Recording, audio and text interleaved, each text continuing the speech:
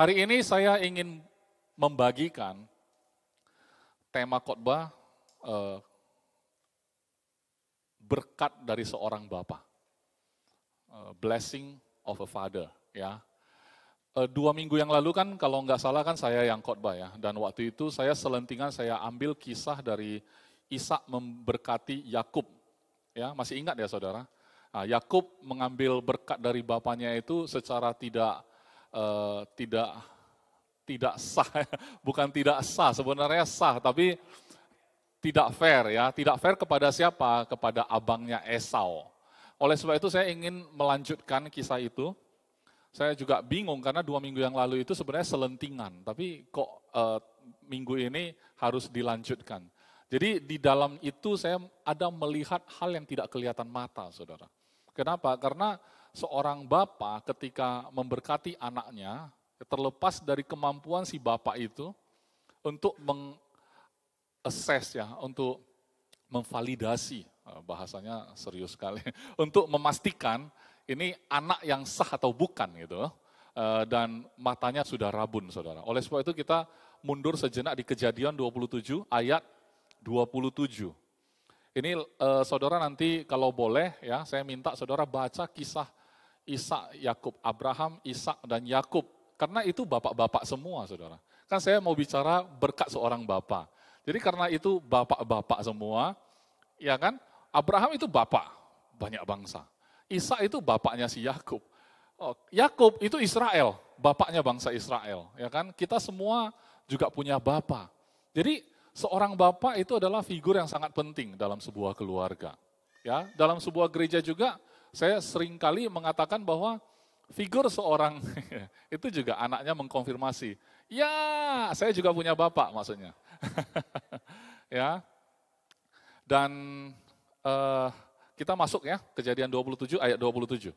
Ini adalah saat tercatatnya Yakub diberkati ya oleh ayahnya. Lalu datanglah Yakub dekat-dekat dan diciumnyalah ayahnya. Sampai di sini. Saudara, kapan terakhir mencium ayah? Sudah lama sekali, karena sudah meninggal atau gimana nih? Nah, kalau Ken itu sering kali mencium saya, sehari berapa puluh kali saya nggak tahu ya. Terutama pada saat dia menang basket kemarin, dia cium. Nah, tapi ayahnya juga ya, ketika Ishak mencium bau pakaian Yakub, diberkatinya lah dia, katanya, sesungguhnya bau anakku adalah sebagai bau padang yang diberkati Tuhan. Allah akan memberikan kepadamu embun yang dari langit, dan tanah-tanah gemuk di bumi, dan gandum serta anggur berlimpah-limpah. Saudara waktu baca ini, saudara posisikan aja saudara adalah Yakub. Kalau saya baca firman sih begitu.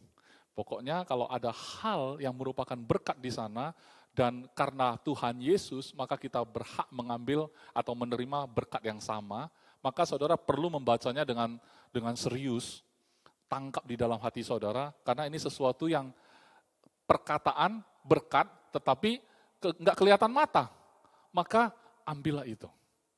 Itu adalah modal saudara. Kenapa begitu? Nanti kita akan bahas kenapa seperti itu. Nah, bangsa-bangsa katanya akan takluk kepadamu dan suku-suku bangsa akan sujud kepadamu. Jadilah tuan atas saudara-saudaramu dan anak-anak ibumu akan sujud kepadamu. Siapa yang mengutuk engkau, terkutuklah ia. Dan siapa yang memberkati engkau, diberkatilah ia. Setelah Ishak selesai memberkati Yakub, baru saja Yakub keluar meninggalkan Ishak ayahnya, pulanglah Esau kakaknya dari berburu.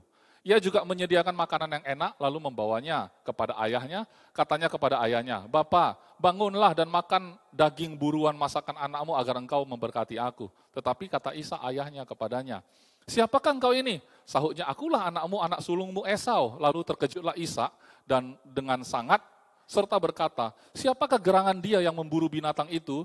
Dan yang telah membawanya kepadaku, aku telah memakan semuanya sebelum engkau datang, dan telah memberkati dia. Dan dia akan tetap menjadi orang yang diberkati." Saudara, kalau Tuhan memberkati kita, itu nggak bisa berubah. Ya, kalau Tuhan memberkati kita, itu nggak bisa berubah. Ini bapak, si Ishak ini seorang bapak. Ishak aja kalau sudah memberkati, nggak bisa dicabut. Bapak di dunia memberkati anaknya, nggak bisa dia cabut. Apalagi Bapa di surga yang nggak mungkin menarik ucapannya, saudara. Kalau katanya dosa harus dihukum, dia juga konsisten. Apakah dosa kita dihukum, saudara? Hah? Iya. Tapi karena dia mengasihi kita, dia sendiri yang turun menanggung hukumannya. Oleh sebab itu, setiap dosa tetap akan dihukum dan dia tetap konsisten dengan ucapan dia. Tetapi karena dia mengasihi kita, dia tetap penuhi ucapannya, maka dia datang turun ke bumi menjadi Yesus Kristus, kemudian dia mati bagi kita dan kemudian mengambil posisi kita. Amin. Berarti dia tetap melakukan hukuman. Dia tidak pernah berbohong. Itu pun tidak pernah dia tarik. Tapi ada penanggung kita. Ada yang menanggung bagi kita. Amin. Nah, kemudian sampai di mana? Ayat 34 sekarang ya. Sesudah Esau mendengar perkataan ayahnya itu, meraung-raunglah dia. Kira-kira kalau zaman sekarang meraung-raung kayak apa ya? Tantrum ya. Duduk di lantai, kakinya dia kayak siapa? Evan. No.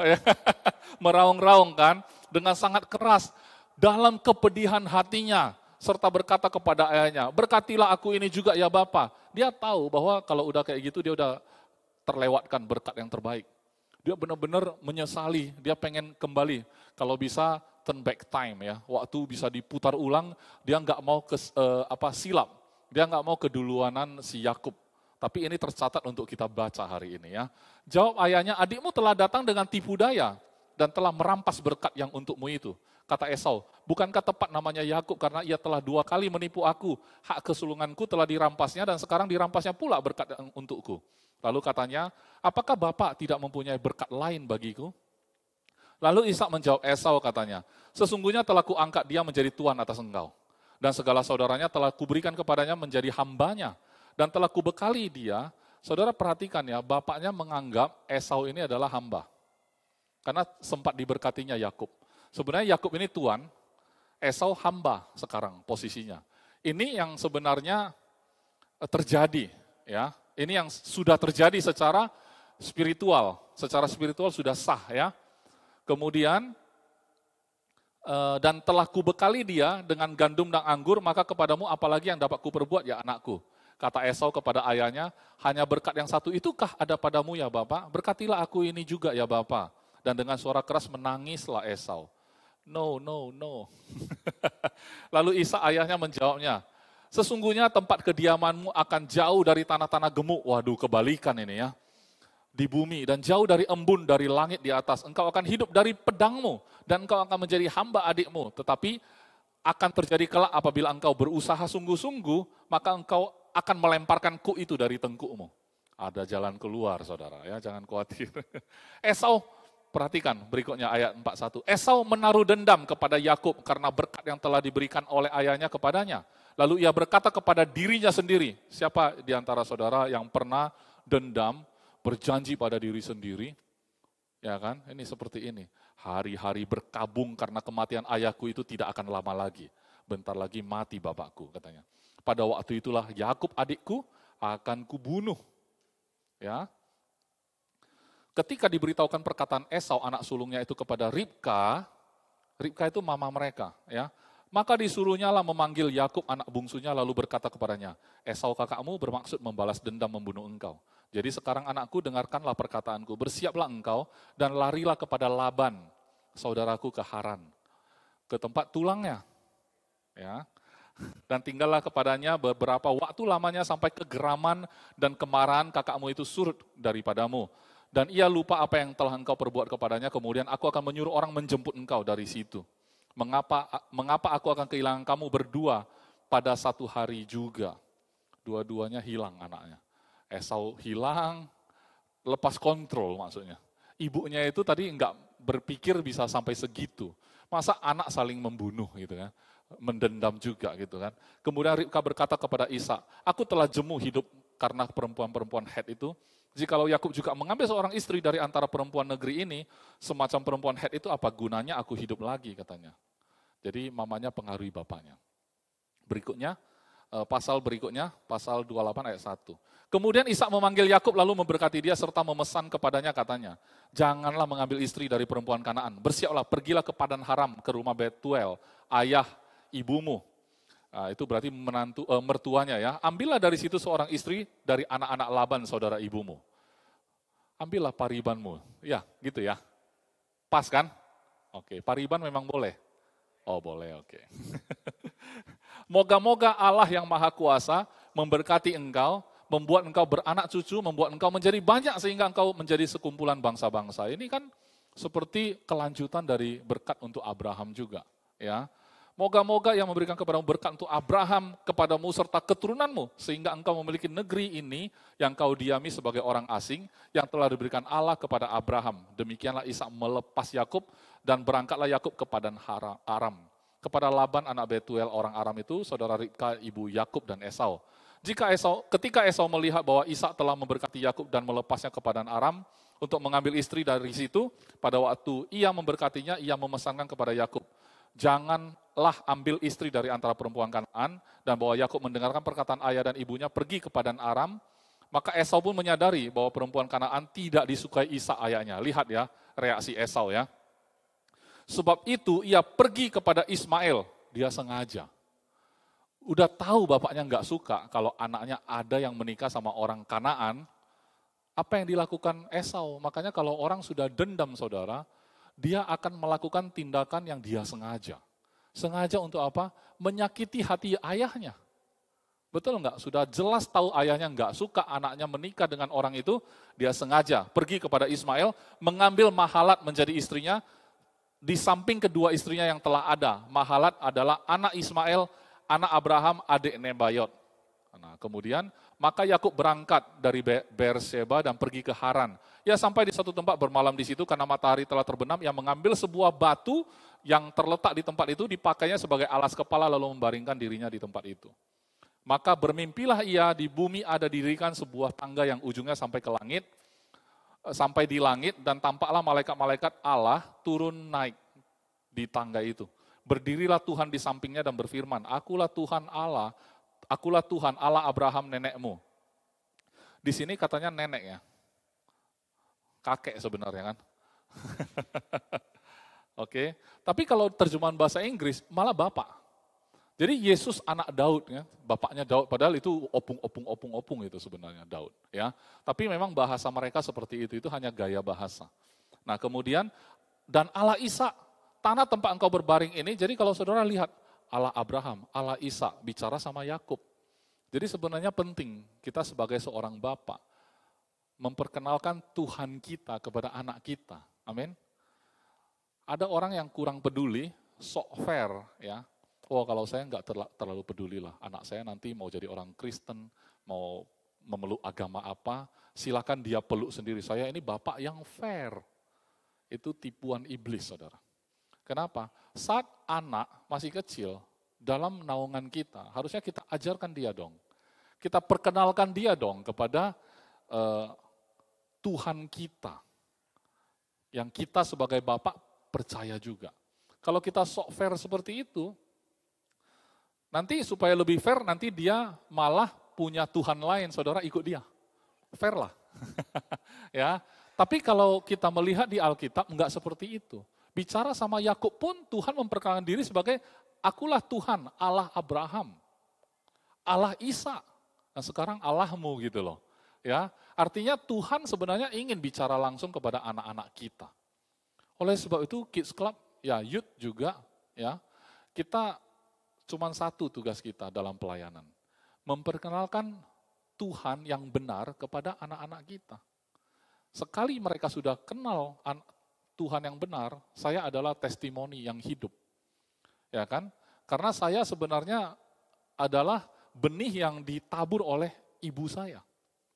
Karena ibu saya lah yang memang sudah Kristen sejak dia menikah. Waktu itu bapak saya bukan. Dengan perjanjian, pokoknya aku menikah sama kamu, anak-anak kita kelak, aku akan bawa masuk ke gereja. Bapakku kan fair, bebas. Ya, bebas, nggak apa-apa. Oleh sebab itu, tanpa kita nggak sadar, kita masuk cuma sekolah minggu, tapi itu mengubah hidup saya, hidup saudara-saudara saya sampai hari ini.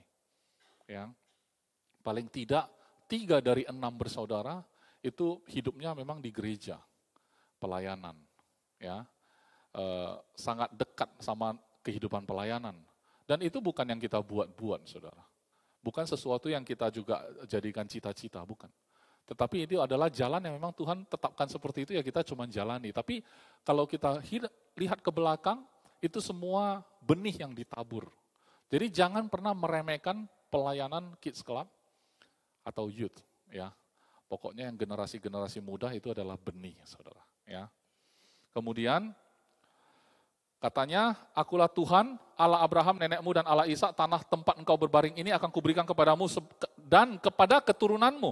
Keturunanmu akan menjadi seperti debu tanah banyaknya. Dan engkau akan mengembang ke sebelah timur, barat, utara, dan selatan. 4 penjuru mata angin. Ya. Dan olehmu serta keturunanmu, semua kaum di muka bumi akan mendapat berkat. Ini seperti janji kepada Abraham juga, diteruskan. Ya. Kemudian sesungguhnya aku menyertai engkau. Dan aku akan melindungi engkau, kemanapun engkau pergi. Dan aku akan membawa engkau kembali ke negeri ini, sebab aku tidak akan meninggalkan engkau, melainkan tetap melakukan apa yang kujanjikan kepadamu. Ketika Yakub bangun dari tidurnya, berkatalah ia, sesungguhnya Tuhan ada di tempat ini, dan aku tidak mengetahuinya. Ia takut dan berkata, alangkah dahsyatnya tempat ini, dan tidak lain dari rumah Allah. Ini pintu gerbang surga. Hanya sebuah mimpi, saudara. Itu kalau saudara nonton film Doctor Strange, ya. Itu dia punya ilmu sakti membuka portal. Dia buka portal, ya kan? Dia masuk ke dimensi lain. Ya. Sebenarnya saudara bisa buka portal itu. Karena apa? Karena Yakub tercatat, dia bilang, wah sesungguhnya ini adalah pintu gerbang surga. Karena dia baru saja ketemu Tuhan. Saudara sebenarnya, ini kan mimpi. Waktu dia bangun, dia nyatakan bahwa ini adalah gerbang surga. Saudara, setiap bangun tidur, saudara harus punya gerbang surga. Saudara baru saja bicara sama Tuhan. Saudara baru saja dengar Tuhan bicara. Saudara harus punya momen dalam hidup saudara, Tuhan baru bicara sama aku. Sesungguhnya Tuhan hadir dalam hidupku. Saudara harus punya kehidupan seperti itu. Karena kehidupan seperti itu adalah kehidupan rohani yang unseen. Ini beda saudara dan orang dunia. Orang dunia itu bikin portal-portal, cuman ya portalnya paling masuk ke jalan tol, ya keluar di ujung udah Tanjung Morawa, paling gitu. Saudara enggak loh saudara. Saudara langsung bicara sama Tuhan. Jarak surga dan bumi berapa jauh saudara? Jauh sekali. Tapi saudara cukup bicara, Tuhan bisa dengar. Tapi jauh. Tapi jauh. Tapi itulah teknologi Tuhan. Jadi unseen, ya kan? Itu harus menjadi sesuatu hal-hal yang tidak kelihatan, harus menjadi sesuatu yang natural bagi orang percaya. Amin. Harus menjadi sesuatu yang natural. Sangat natural. Hari ini juga kalau kita ketemu sesuatu kan, kita perlu bicara sama Tuhan. Saudara cuma perlu ambil waktu sejenak. Tuhan atau sekalian gitu. Sambil bicara sama orang, saudara bisa komunikasi sama Tuhan. Itulah sesuatu yang tidak kelihatan. Saudara sebenarnya sedang mengambil sesuatu dari surga. Gerbang surga enggak jauh-jauh, saudara. Amin. Ya, saudara enggak usah metodekan. Nantilah pastor aku coba bermimpi-mimpi dulu. Entah ada gerbang surga enggak kayak Yakub. Pokoknya baca aja kayak gitu, saya sudah tangkap pintu gerbang surga. Keesokan paginya, Yakub mengambil batu yang dipakainya sebagai alas kepala dan mendirikan itu menjadi tugu. Itu juga barangnya. Alas kepala jadi tugu. Alas kepala ya kayak bantal, bantal jadi tugu. Yang menamai tempat itu Betel. Dahulu nama kota itu Luz. Lalu bernazarlah Yakub.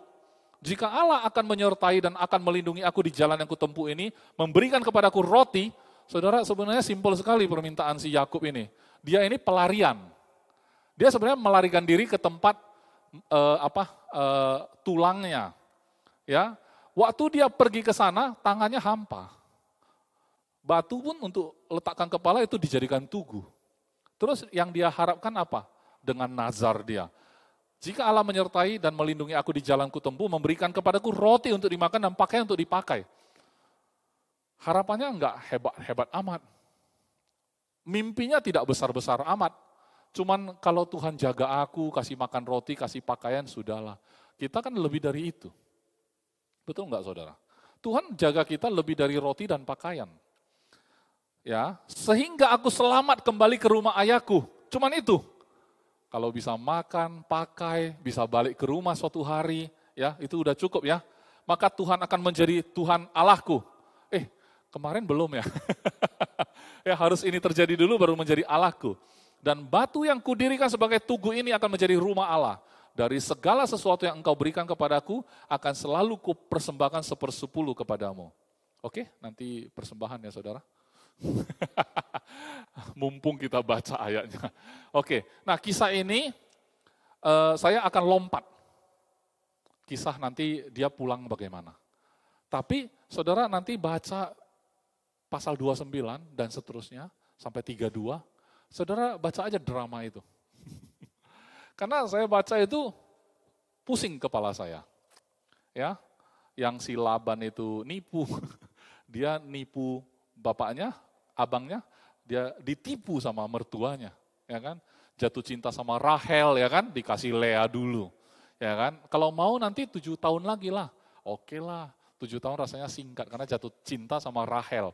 Dikerjakannya dengan serius, kemudian dapat Rahel, tapi Lea duluan punya anak. Nah enggak senang segala macam. Rahel kasih dia siapa? Budaknya. Jadi pula itu. Jadi saya sumpah baca itu. Kayaknya hidup macam apa seperti ini kan.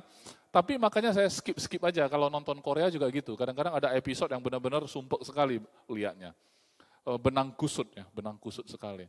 Gara-gara itulah keturunannya banyak sekali. Ya kan, ada yang sama hamba, ya kan. Nanti Lea lihat kan adiknya Rahel kasih hamba. Dia pun kasihlah budaknya juga kan. Mau juga dia. Waduh, saya lihat, kacau sekali ya. Jadi terjadilah banyak suku ya kan di sana gara-gara ini sama ini satu bapak, satu Yakub, tapi banyak sekali anaknya ya dari orang yang berbeda-beda. Padahal cintanya cuma sama Rahel, saudara. Ya di sana ada cinta segi 4, segi 5. Kita lompat ke Kejadian 33, saudara. Kejadian 33.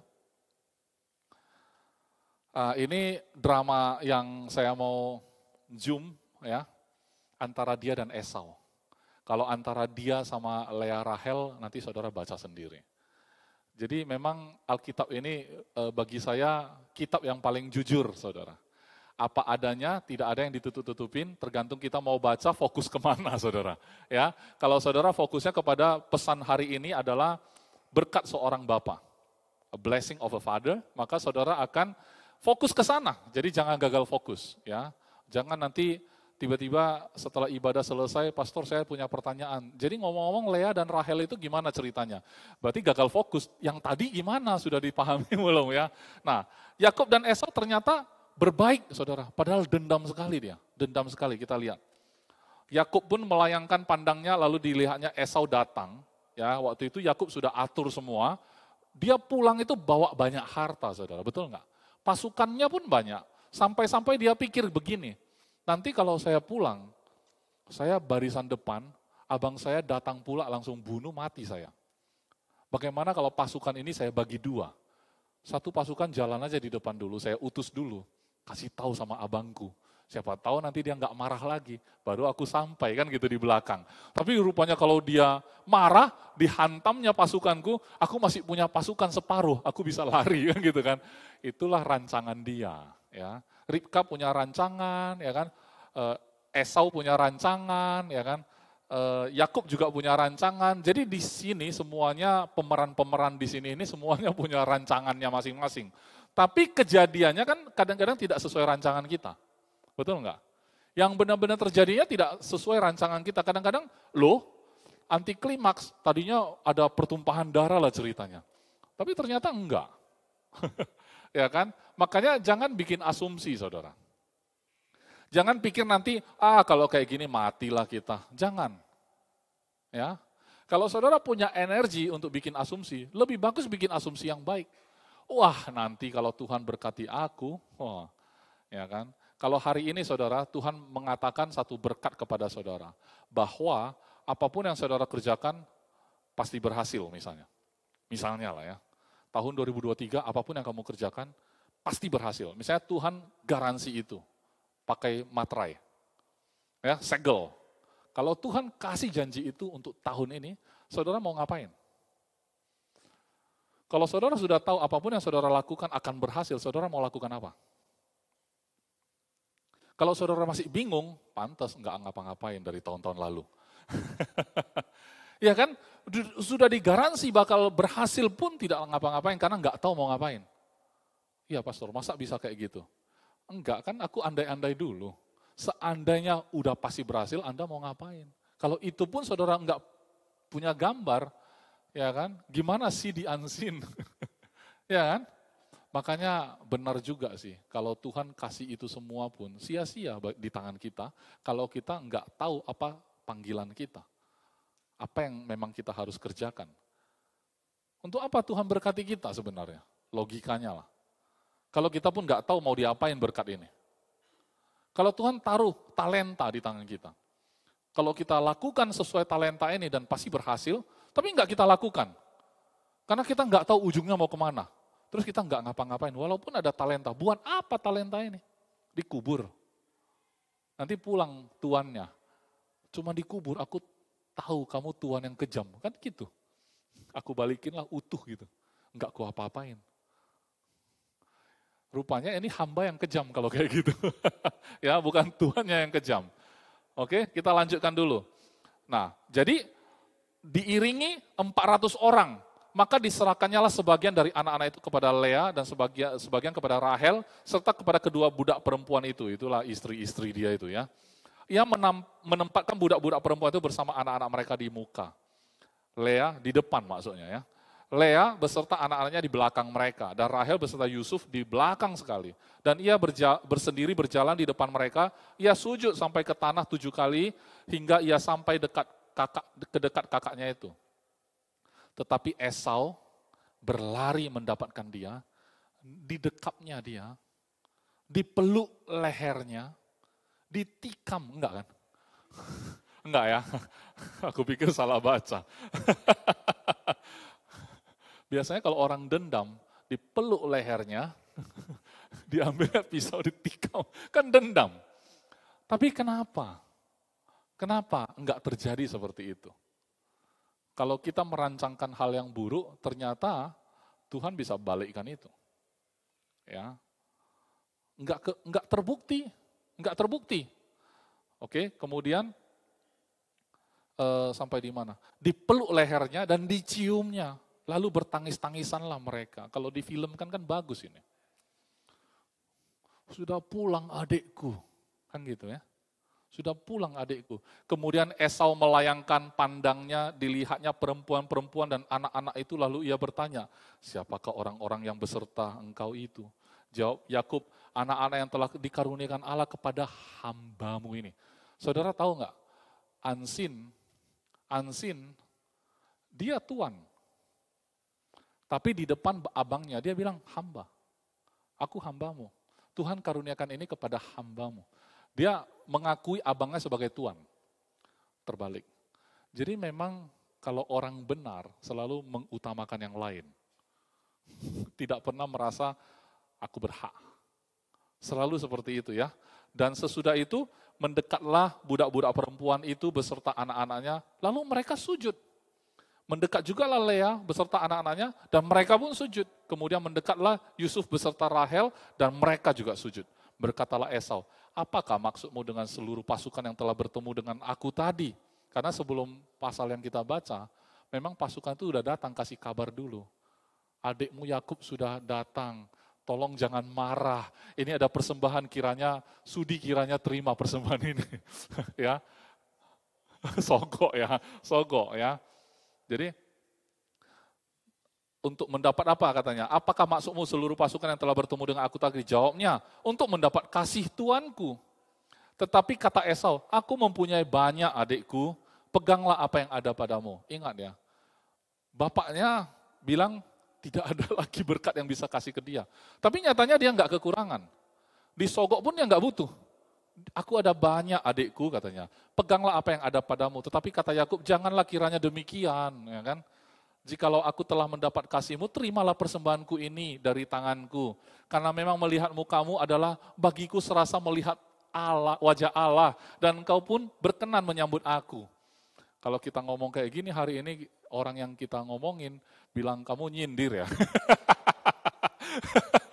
Ya kan, sudah lama nggak jumpa, manis sekali mulutmu, kau nyindir. Tahu nggak kenapa? Karena kita hari-hari ini hidup kita itu penuh dengan curiga, saudara. Tidak ada lagi kepolosan dalam hidup kita. Kadang-kadang kita di depan senyum, di belakang itu sebenarnya kesel. Nah, kalau kayak gitu kita teruskan hidup kita, saudara, maka benar ya, hidup apa adanya menjadi barang mewah. Saya tidak mau ada di Agape Grace Family.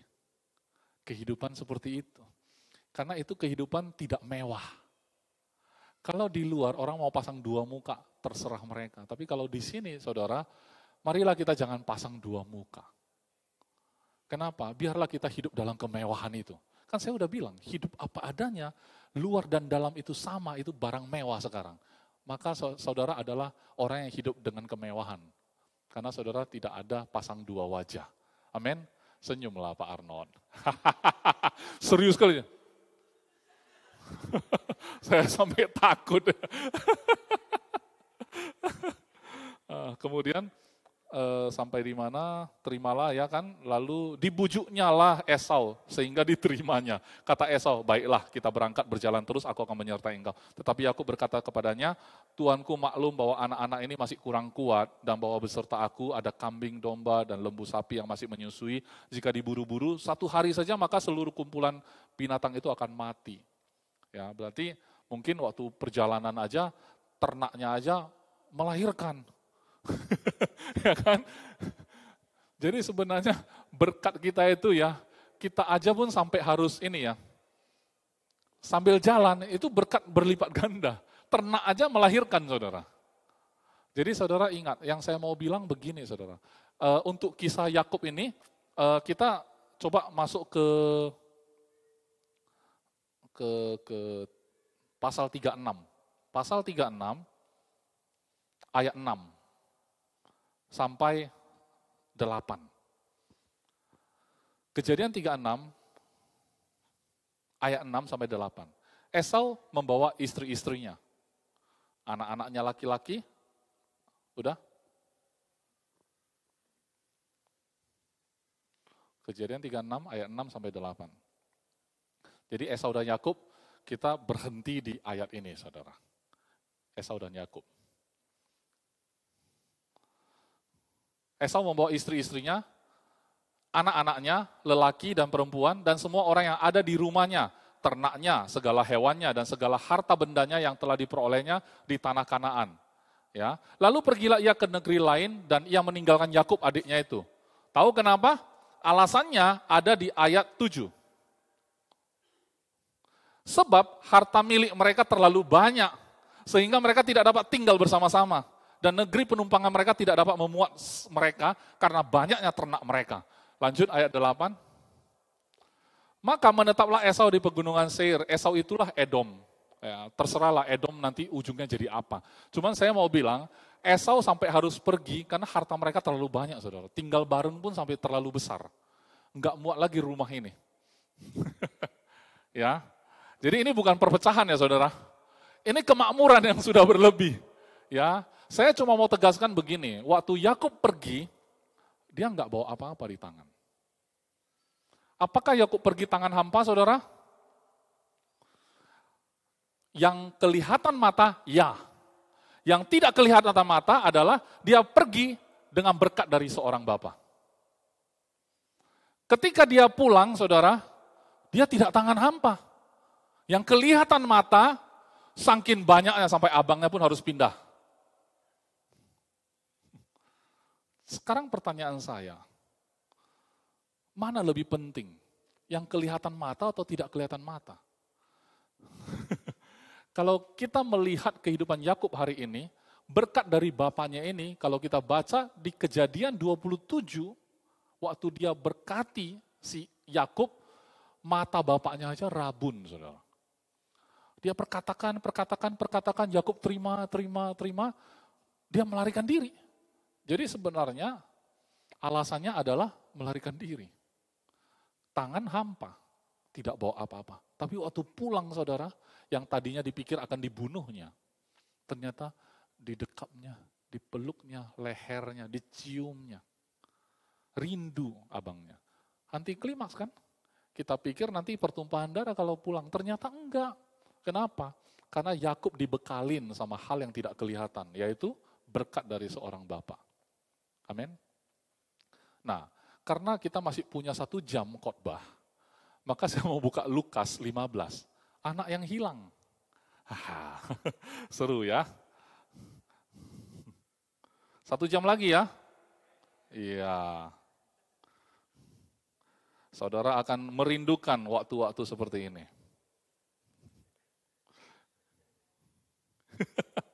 Kenapa ketawa-ketawa ya?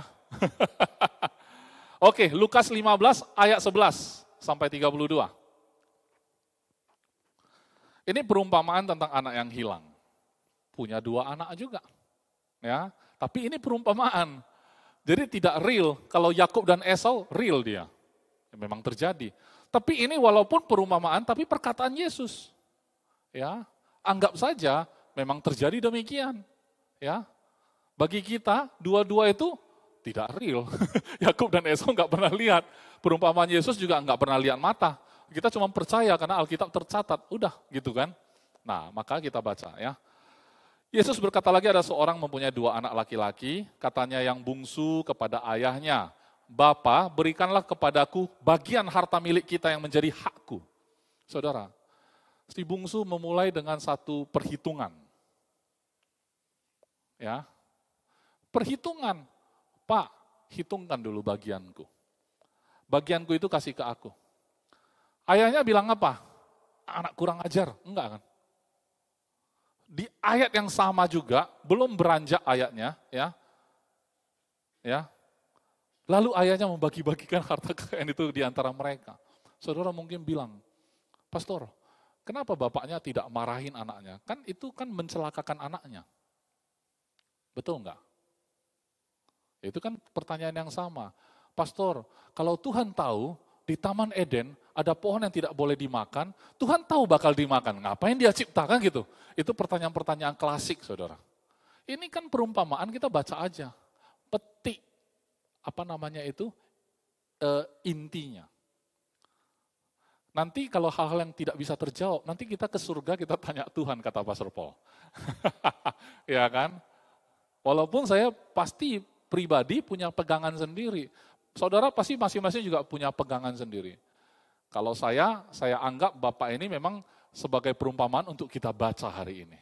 Bagi saya, Bapak ini berhasil. Mari kita lihat, ini berkat seorang Bapak. Ya. Dia berikan, ya kan?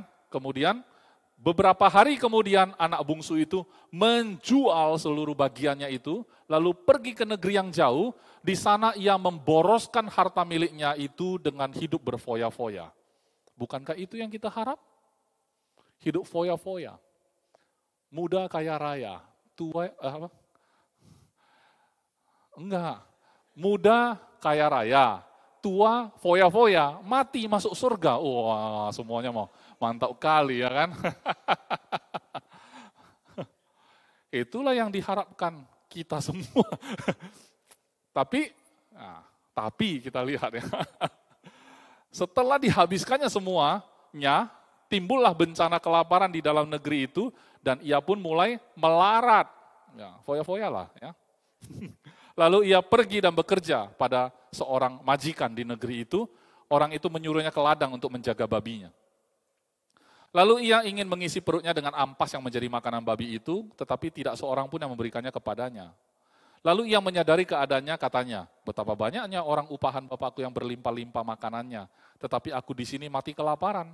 Aku akan bangkit dan pergi kepada bapakku dan berkata kepadanya, Bapa, aku telah berdosa terhadap surga dan terhadap Bapa. Aku tidak layak lagi disebut anak Bapa. Jadikanlah aku salah seorang upahan Bapa. Saudara tahu nggak ayat ini menunjukkan pada saya apa? Dia tidak insaf. Bohong itu. Aku telah berdosa terhadap Bapa dan terhadap surga. Bohong. Dia pulang karena lapar. Betul? Apa dia rindu bapaknya? Bullshit. Karena perut. Karena makanan babi aja nggak dikasih, baru terpikir, di rumah bapakku banyak kali orang upahan. Kan gitu. Nanti aku pulanglah ke sana, inilah yang kuucap. Kan dia rancang kata-katanya. Udah pakai skripnya. Drama kali, udah pakai skrip. Nanti ku dramakan ini di depan bapakku. Ya kan? Udah dibuat dramanya, dihafalnya. Aku telah berdosa terhadap Bapa dan surga. Aku tidak layak lagi disebut anak Bapa. Terimalah aku sebagai salah satu orang upahan. Aku telah berdosa kepada Bapa. Sambil jalan dia hafal-hafal itu pasti. Ya kan? Maka bangkitlah ia, kalau sudah hafal dia bangkit. Dan pergi kepada bapaknya. Ketika ia masih jauh, ayahnya telah melihatnya, lalu tergeraklah hatinya oleh belas kasihan. Ayahnya itu berlari mendapatkan dia, lalu merangkul dan mencium dia. Tadi Esau yang mencium, sekarang bapak mencium. Kata anak itu kepadanya, Bapa, aku telah berdosa terhadap surga dan terhadap Bapa. Aku tidak layak disebut anak Bapa. Shh. Bapaknya langsung. Aku tidak layak. Dramanya kan gitu. Kan skripnya belum selesai. Aku telah berdosa terhadap Bapa dan terhadap surga. Aku tidak layak. Tetapi ayah itu berkata kepada hamba-hambanya, lekaslah bawa kemari jubah yang terbaik. Pakaikanlah itu kepadanya dan kenakanlah cincin pada jarinya dan sepatu pada kakinya. Dan ambillah anak lembu tambun itu, sembelilah dia dan marilah kita makan dan bersuka cita. Sebab anakku ini telah mati dan menjadi hidup kembali. Ia telah hilang dan didapat kembali. Maka mulailah mereka bersukaria. Tetapi anaknya yang sulung, ini another drama. Teman saya bikin postingan, dia bilang, you play drama, you get karma. Jangan bikin drama, nanti dapat karma, katanya gitu kan. Lucu juga kata-katanya ya, you play drama, you get karma, katanya. Tetapi anaknya yang sulung berada di ladang, ketika ia pulang dan dekat ke rumah, ia mendengar bunyi seruling dan nyanyian tari-tarian. Lalu ia memanggil salah seorang hamba dan bertanya kepadanya, apa arti semuanya itu? Jawab hamba itu, adikmu telah kembali dan ayahmu telah menyembeli anak lembu tambun karena ia mendapatnya kembali dengan sehat. Ini lambe turah ini. Adikmu sudah pulang. Ya kan? Bapakmu itu sembeli lembu tambun. Gemuk loh. Ya kan? Maka marahlah anak sulung itu dan tidak mau masuk. Ngambek ya.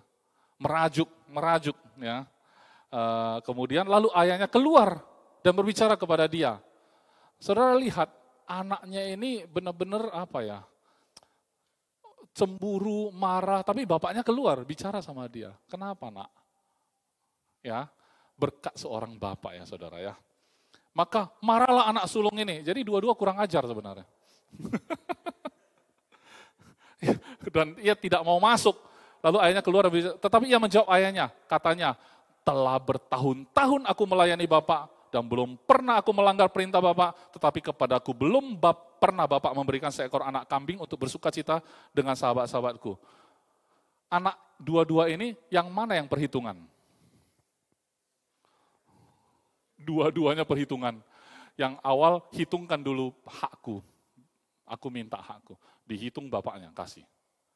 Kalau bapaknya sudah kasih, kan dianggapnya bapak udah nggak ada, udah mati, bagian warisannya udah kasih. Sebenarnya hak si anak bungsu ini sudah habis. Si sulung sudah terima juga bagiannya. Si bapak sudah nggak ada, udah dibagi. Harusnya begitu ya. Tetapi ia menjawab ayahnya, ya kan, itu tadi ya, ayat 30. Tetapi baru saja datang anak bapak yang telah memboroskan harta kekayaan bapak bersama-sama dengan pelacur-pelacur, maka bapak menyembeli lembu tambun itu untuk dia. Kata ayahnya kepadanya, anakku, ini drama kemarin siapa yang perankan? Prismo. Prismo anak yang, kupikir lembu tambunnya dia.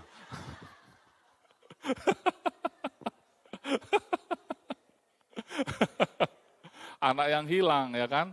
Ya, habis itu Lalu kata ayahnya, ya, kepadanya, anakku, engkau selalu bersama-sama dengan aku. Dan segala kepunyaanku adalah kepunyaanmu. Bapaknya masih ada harta. Dibagi-bagilah, muncul lagi harta. Saudara, yang saya mau sampaikan adalah Bapa kita di surga. Saat dia memberkati Pastor Iskandar, enggak kurang berkatnya untuk kalian juga. Kenapa? Masing-masing Tuhan berkati kita. Kita semua anaknya. Cuman berkat dari seorang Bapa, yaitu Tuhan kita sendiri, itu janganlah menjadi berkat yang mencelakakan kita sendiri. Kenapa? Karena ketidakpahaman kita. Karena apa? Karena keegoisan kita, karena dendam kita. Membuat kita sangat perhitungan. Tuhan, untuk apa aku lakukan ini semua? Jadi kalau kira-kira dalam pelayanan, ya kan? Ya kayak gitu. Kok cuman aku? Yang lain kemana? Kan gitu kan. Atau kok bukan aku? Perhitungan. Kok harus aku? Ada yang kok bukan aku? Nah ini pelayanan biasanya banyak drama juga. Ya kan? Padahal kalau dinikmati saja sebenarnya enggak ada masalah.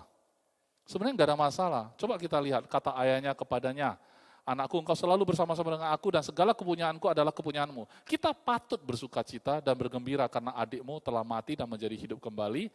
Ia telah hilang dan didapat kembali. Bapak ini tidak gagal.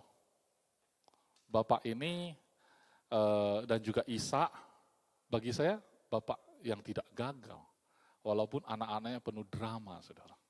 Sama seperti kita, hidup kita juga penuh drama. Kadang-kadang kita ini terlalu banyak drama, saudara. Ya, sehingga kita sebenarnya nggak tahu sebenarnya yang kita minta itu ujungnya mencelakakan kita atau justru membangun hidup kita. Tetapi yang membuat kita layak disebut anak bukan karena kita baik, ya kan? Bukan karena kita baik. Kalau saja perumpamaan anak yang hilang ini bapaknya saya anggap berhasil karena dua-duanya dia dapat balik. Mengenai anaknya banyak drama di tengah, saya yakin di ujungnya karena nggak diterusin ya. Ini kan ayatnya sampai ayat 32. Kalau ada ayat 33 mungkin mereka bersukaria bersama-sama. Kalau di dramanya AGF, oh iya Pak. Jadi semua punya bapak, punyamu juga. Kapanpun mau pesta, boleh. Iya Pak. Nggak ada di Alkitab. Iya Pak, akhirnya semua bersukaria. Berhasil. Tapi bukan dengan memaksa anaknya. Saya tidak pernah melihat di Alkitab tercatat Tuhan memaksa orang. Tapi saat dia memberkati, ya kan, orang yang terima berkat itu tergantung dia hidupnya seperti apa. Kalau di dalam kisah anak yang hilang, saudara, bapak ini tidak pernah ada di pihak anak. Tadi kan ada lagu, jika Allah di pihak kita, siapa lawan kita? Roma 8 ayat 31 ya, coba kita lihat. Ini ayat penutup, saudara. Roma 8 ayat 31. Sebab itu, apakah yang akan kita katakan tentang semuanya itu? Jika Allah di pihak kita, siapakah yang akan melawan kita? Gini, saudara. Sebenarnya Allah tidak di pihak kita. Ayo. Kalau di kisah anak yang hilang, bapak itu nggak di pihak anaknya. Oke, perhatikan ke sini. Roma 8 ayat 31. Sebab apakah yang akan kita katakan tentang semuanya itu? Jika Allah di pihak kita, siapakah yang akan melawan kita? Allah di pihak kan, bahasa Inggris. Ya. NKJV, New King James. What then shall we say to these things? If God is for us, who can be against us? If God is for us. Dia tidak bilang, if God is on our side. Enggak. Tapi, kalau Allah ada bagi kita, siapa yang bisa melawan kita? Allah ada bagi kita. Si bapak di kisah anak yang hilang, bapak ada bagi anaknya, betul? Dia ada, is for the kids. Tapi bukan di pihak, di sisi si anak dengan konteks membenarkan perbuatannya, enggak. Tuhan tidak di pihak kita ketika kita melakukan banyak kesalahan dengan kedagingan kita. Dia membela kita, enggak. Tapi dia kayak Bapak tadi itu. Dia ada bagi kita. Pertanyaannya bukan dia di pihak kita. Pertanyaannya kita di pihak dia enggak. Itu yang kita mau tanya. Bukan penting Tuhan di pihak kita, tetapi kita ada di pihak dia enggak. Kita asik-asik fokus ke diri kita. Tuhan ada di pihakku enggak? Tuhan ada di pihakku enggak? Pertanyaannya bukan itu. Kita ada di pihak Tuhan enggak? Dia Bapa kita. Amin. Kita ada di pihak dia enggak? Itu pertanyaan yang paling penting. Tapi bagi saya, ketika Bapa memberikan berkatnya bagi anak-anaknya, dia ada bagi anak-anaknya. Amin. Tapi dia tidak di sisi anaknya ketika anaknya itu berjalan dengan kemauannya sendiri. Berjalan untuk memenuhi nafsu kedagingannya. Enggak. Dia enggak di pihak kita untuk itu, tapi dia tetap ada bagi kita untuk kita kembali ke pihak dia. Amin. Kita di pihak Tuhan itu tempat paling aman, saudara. Kalau dia ada bagi kita, siapa yang lawan kita? Enggak bisa memang. Betul, karena dia ada bagi kita. Tapi dia bukan di pihak kita, ayo teruskan dosamu. Enggak. Ayo foya-foya, habiskan hartamu. Nanti kalau udah enggak bisa, kamu tinggal balik. Tipuan iblis, saudara. Tinggal balik aja, tipuan iblis. Saudara akan menderita kerugian sangat hebat. Itu sebabnya banyak sekali orang percaya berulang-ulang dalam hidupnya. Tidak ada kemajuan. Kenapa? Karena dia pikir dalam pikirannya, Allah ada di pihakku. Aku salah pun nanti aku balik, Tuhan tetap terima aku. Itu sudah habisin waktu kita, saudara. Dengan pikiran kayak gitu saja, waktu kita sudah terbuang sia-sia. Tapi ketika kita tahu, Allah ada bagi kita dan kita ada di pihak Bapa kita, maka berkat-berkatnya itu menjadi potensi. Menjadi sesuatu yang walaupun kita berangkat dengan tangan hampa, engkau akan pulang dengan berkat yang luar biasa. Walaupun saudara modalnya adalah hal yang tidak kelihatan, tetapi efeknya pasti akan mencapai segala sesuatu yang kelihatan mata juga ujungnya.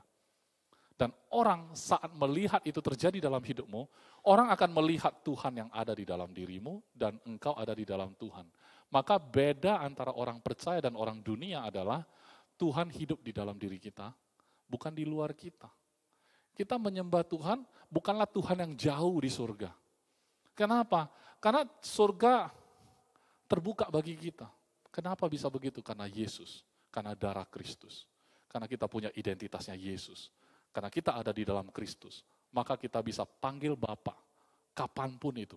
Kapanpun itu. Dan berkat Bapa selalu ada bagi saudara dan saya. Amin. Mari kita bangkit berdiri.